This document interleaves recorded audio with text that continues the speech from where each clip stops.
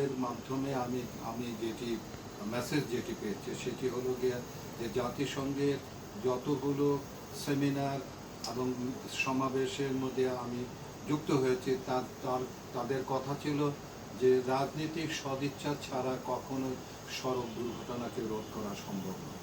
তো কাজেই সেই রাজনৈতিক সদিচ্ছা আমি কখনোই কিন্তু আমি দেখি না, এবং দেখি নাই বলেই কিন্তু আমি এখন চিন্তা করেছি যে আমি আমার এই রাজনৈতিক সঙ্গে সম্পৃক্ত হয়ে আমি আমার আন্দোলনকে ঘরে তুলব।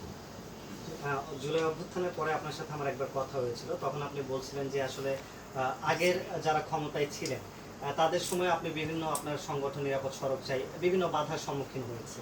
আবার পরবর্তীতে আমরা যে অন্তর্বর্তীকালীন সরকার পেলাম, তারাও বিভিন্ন জায়গায় বিভিন্ন আয়োজনে নিরাপদ সড়ক চাইকে ইনভাইট করেনি, হয়তো অনেক ছোট সংগঠনকে করেছে। তো সেই ভাবনা থেকেও কি রাজনৈতিক দলের একটা ভাবনা নাকি?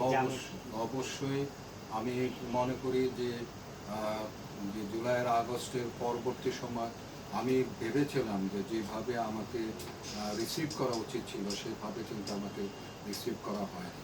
তো আমি পরবর্তী সময় আমার যেটা মনে হলো যে রাজনৈতিক দল ছাড়া কিন্তু কখনোই সামনে আগে বাড়া যাবে না, এবং আগে বাড়তে গেলে এবং সেখানে কথা বলতে গেলে আমার রাজনৈতিক দলের একটা শক্তি আমার লাগবে।